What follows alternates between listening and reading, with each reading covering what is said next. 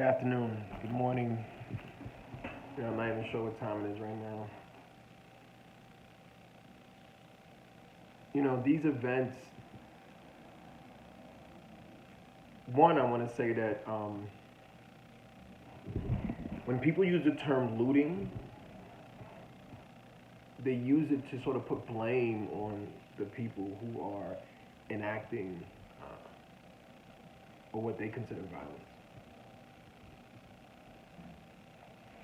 To see so much death,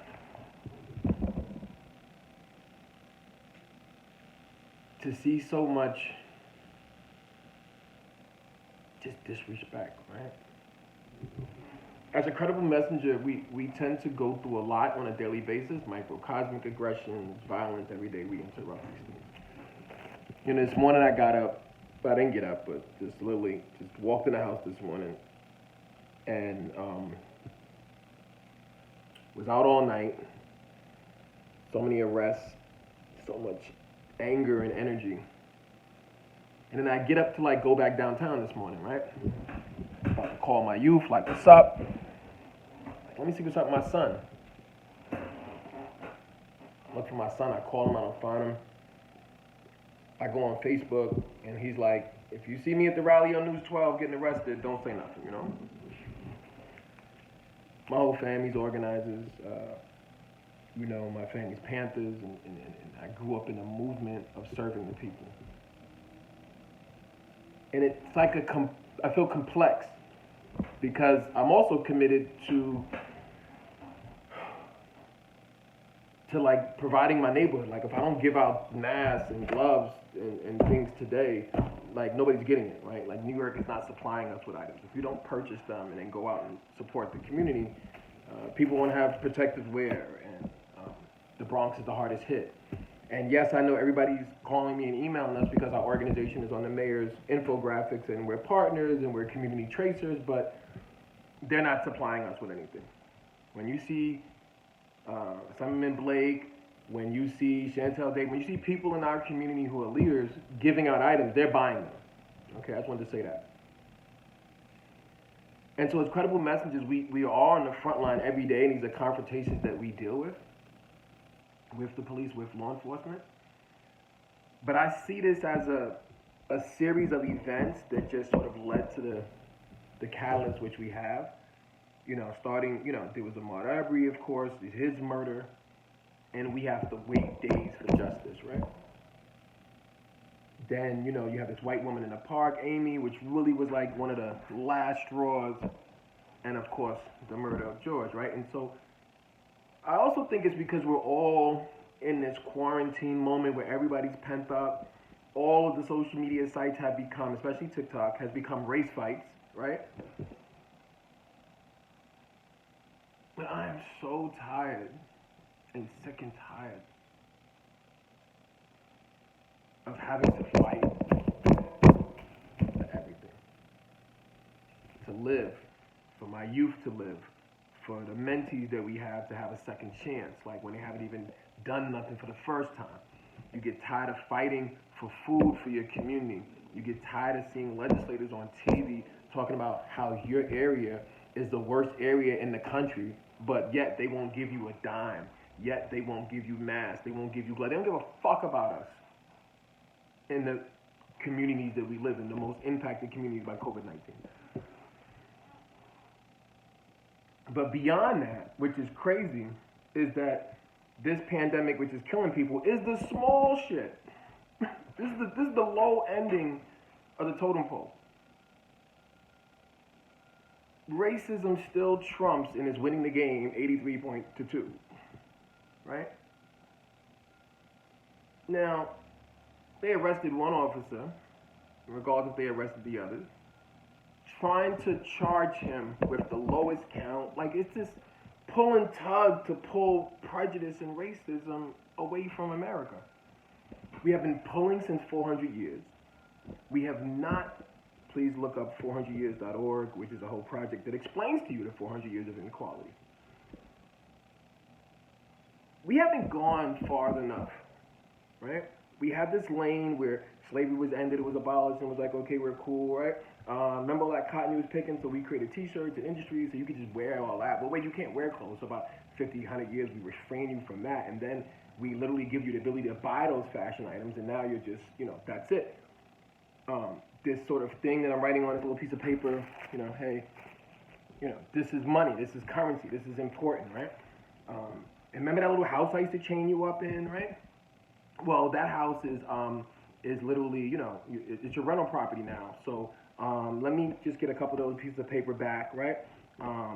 That I gave you for Friday, and then for payday. And remember, I used to have to get food from me for free. I had to give you slop, but now you could buy your own food. So let me take some money from you for that. And then it's Friday, so we give you the money back. So capitalism has created this sort of trade and barter system that we feel like we're equal, but we're just consumers, right? The majority of black people and people of color are consuming products. People who own businesses in our community come into our community. The money doesn't circulate many times like other communities. It circulates once, goes in that business person's pocket, and they go home. They don't even live in our neighborhood. The police that police our community don't live in our neighborhood. Right? So who lives in our neighborhood? We do. And this is why we have to create our own laws, our own rules, our own police force. Ignore them. They have no relevance. We don't call them. We don't need them. We make them relevant. Right? This is a point in time where we have to put aside a lot of differences. And I'm talking about hood differences. Like if your gang is beefing with this gang, but all y'all are beefing with police, that's not making sense. We have a common enemy, and that is racism, that is hatred, that is this country needing to change. That is the fact that 2.5 million people are in prison. I live in New York State. 2 black people are holding everybody else up from all the bills that have to be passed, right?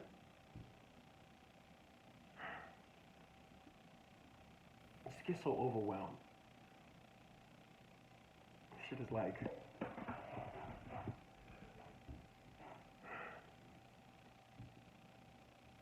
I get so tired of this, but I'm tired of being tired even more, right?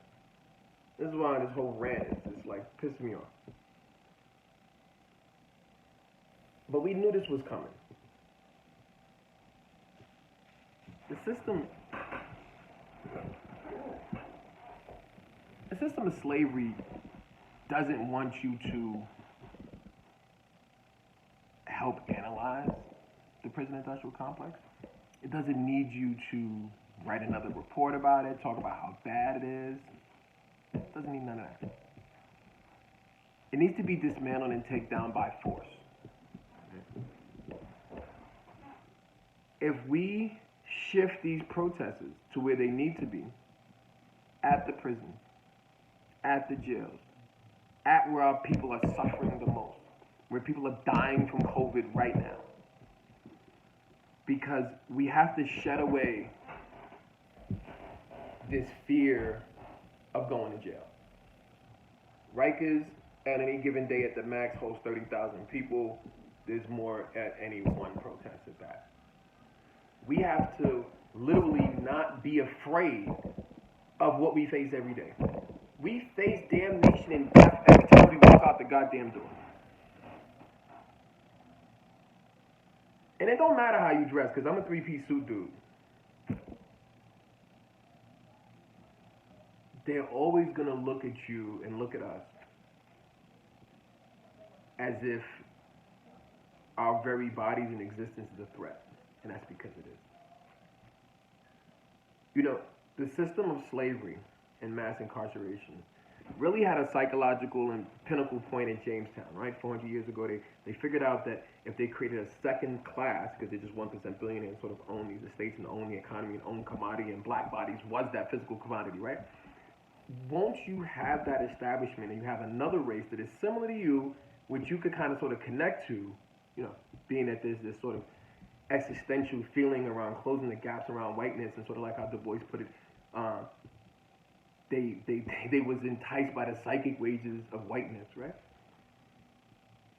This perversion and mental illness that you think that you are genetically superior when you're not, you're genetically inferior, but You think that you are better than someone, and you oppress them and you oppose them, and you create a system where even if you're coming into a village, you even the term villain is really come from the definition of villagers, right? These are the people who resist. So colonization is something I just don't understand really quick. It's weird. You come to a country, you make that people be like you, not like I come and take something that you have. That's I understand and I know that.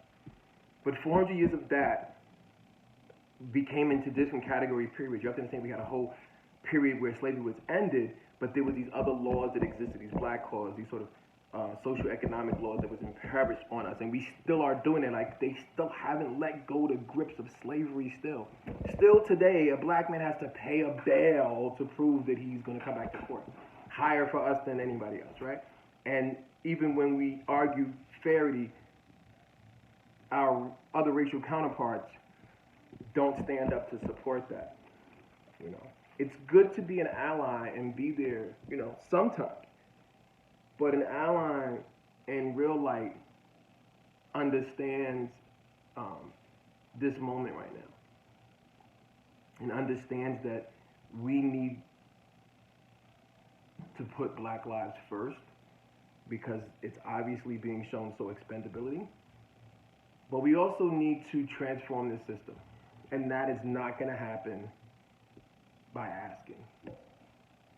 That is only going to happen when people fight back.